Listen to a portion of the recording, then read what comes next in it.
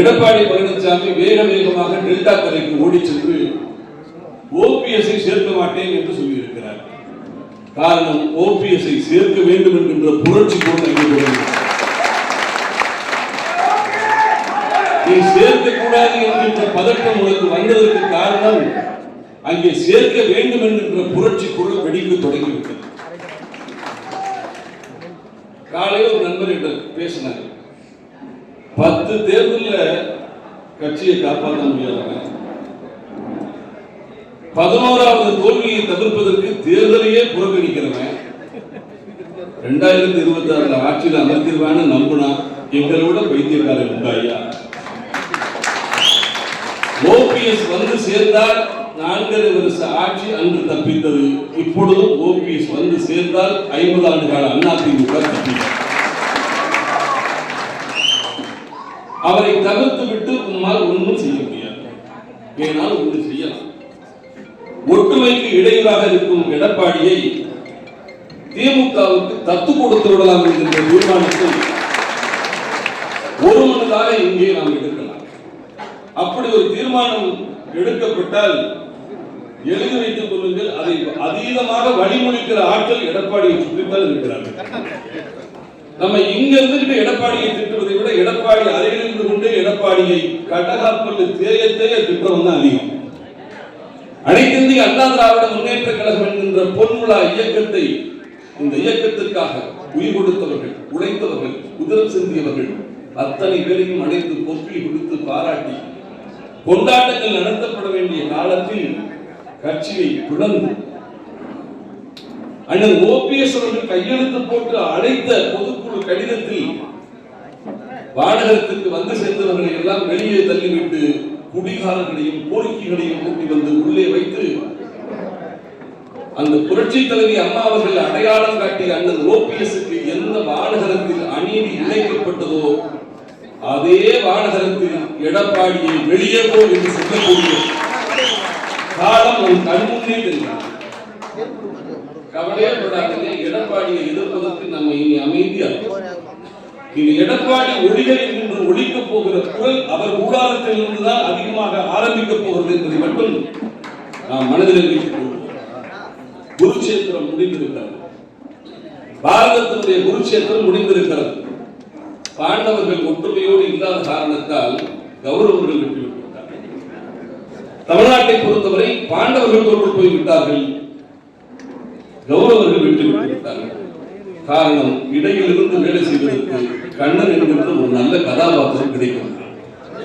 இருக்கிற மூடா ஜெயக்குமார், உதயகுமார், கோடாரி காம்புகள் கூட இந்த இயக்கத்தை புலந்து புலந்து புலந்து திராவிட முன்னேற்ற கழகத்தை தொடர்ந்து ஆட்சியில் அமர்த்துவதற்கு திமுகவின் தூதுவர்களாக இருந்து இந்த இயக்கத்தை அழிக்க நினைக்கிறார்கள் என்று சொன்னார். சதியை நாம் புரிந்து கொள்வோம். அண்ணன், நீங்க தேர்தல் முடிந்து 24 மணி நேரத்துக்குள் ஒரு அழைப்பு கொடுத்தீங்க. ஒற்றை குச்சியை ஒடிப்பது சுலபம், கத்தை குச்சியை முறிப்பது கடினம், மனமாட்சியங்களை வரைந்து ஒன்று செய்வோம் வா. நீங்கள் அழைத்தீர்கள்.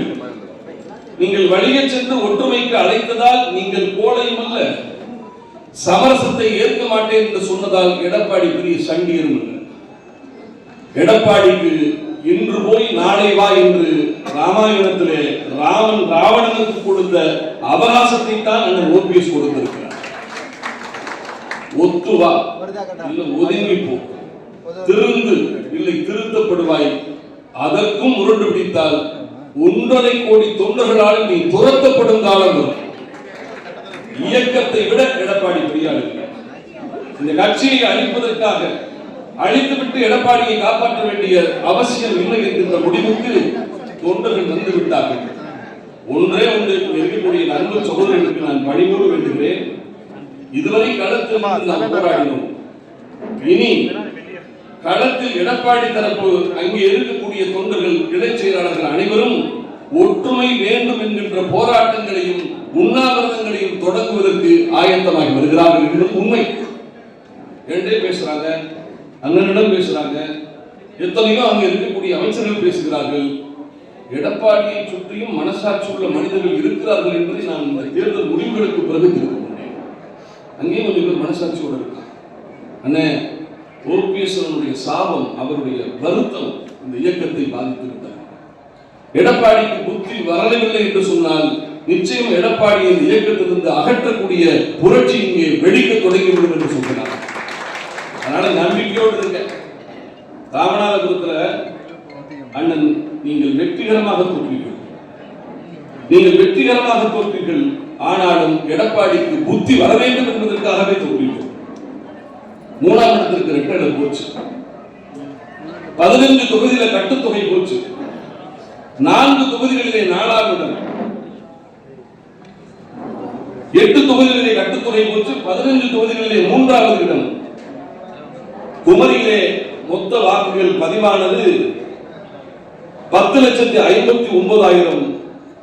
இரட்டை இலை சின்னம் எடப்பாடி தரப்பு பெற்றிருக்கும் வாக்குகள் 41,000. சட்டமன்ற தேர்தலில் வெற்றி பெற்ற காங்கிரஸ் கட்சி பெற்றிருக்கும் ஓட்டு 91,000. எடப்பாடி திமுக வாங்கி இருக்கும் ஓட்டு 5,000. பாண்டிச்சேரியிலே 10 லட்சம் ஓட்டுகள் பதிவானதற்கு இரட்டை இலை சின்னம் வாங்கி இருக்கும் ஓட்டு வெறும் 25,000.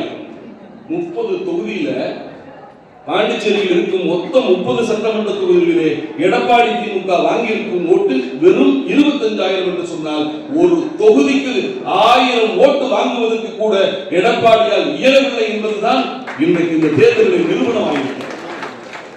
ஒண்ணே ஒண்ணு, எடப்பாடி இருந்தால் ஏடிஎம்கே ஜெயிக்காது. 70-80 தொகுதிகளிலே டெபாசிட் கிடைக்காது. எடப்பாடி இருக்கும் வரை திமுக வென்று கொண்டே இருக்கும். எடப்பாடி, நான் சொன்னது போல திமுகவின் அரசியல் பப்பாட்டி என்பது இந்த தேர்தலில் உறுதியாகும். அதனால கலப்படுவதற்கு கவலைப்படுவதற்கு எதுவுமே இல்லை. இணைப்புக்கு நாள் குறிக்க வேண்டிய நாள் வந்து கொண்டிருக்கிறது. ஆனாலும் நாம் பலமாக இருக்கிறோம் என்பதை களத்திலே சொல்வதற்கு அந்த இணைப்புன்ற நிகழ்வு, சுப முகூர்த்தம் வருகின்ற வரை நாம் பலமாக இருக்கிறோம் என்பதற்கு அமைப்புகளை, நீங்கள் கட்டமைப்புகளை உருவாக்குங்கள். எங்கேயும் நமது தொண்டர்களையும் விட்டுவிட வேண்டாம். நம்பிக்கையோடு இருங்கள். அண்ணன் ஓபிஎஸ் என்கின்ற 3 எழுத்து அது ஒற்றுமைப்படுத்தும் சக்தி என்பதை இன்றைக்கு மக்கள் உணர்ந்து கொண்டிருக்கிறார்கள். அவரு 3.5 லட்சம் ஓட்டு, 2வது எந்திரத்தில் 22வது இடத்துல 6 பன்னீர்செல்வங்களுக்கு நடுவிலே ஓ பன்னீர்செல்வம் இங்கே இருக்கிறார் என்று ராமநாதபுரத்து சின்னைகளை மக்கள் தேடி தேடி அழித்திருக்கிறார். அதனால தேர்தல் தோல்வி வருத்தம் என்ன, நம்மளும் தோற்றுட்டோம், நம்ம பங்காளியும் தோற்றுட்டான், பகையாளி ஜெயிச்சுட்டான். ஆனால் பகையாளியை வெற்றி பெற வைப்பதற்கே ஒரு பங்காளி வேலை செய்யறான்னு சொன்னா அவனை அப்புறப்படுத்த வேண்டுமா வேண்டாம்?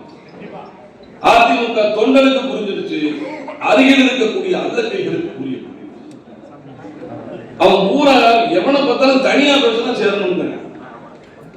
அடுத்த நாள் எடப்பாடி உட்கார்ந்து ஆத்தாரு பக்கத்துல பார்த்தீங்கன்னா, நீங்க நல்லா பாருங்க சொல்றது, எடப்பாடியினுடைய சமீபத்திய பத்திரிகையாளர் சந்திப்புகளிலே அருகில் இருக்கக்கூடிய ஆட்களின் முகத்தை பாருங்க.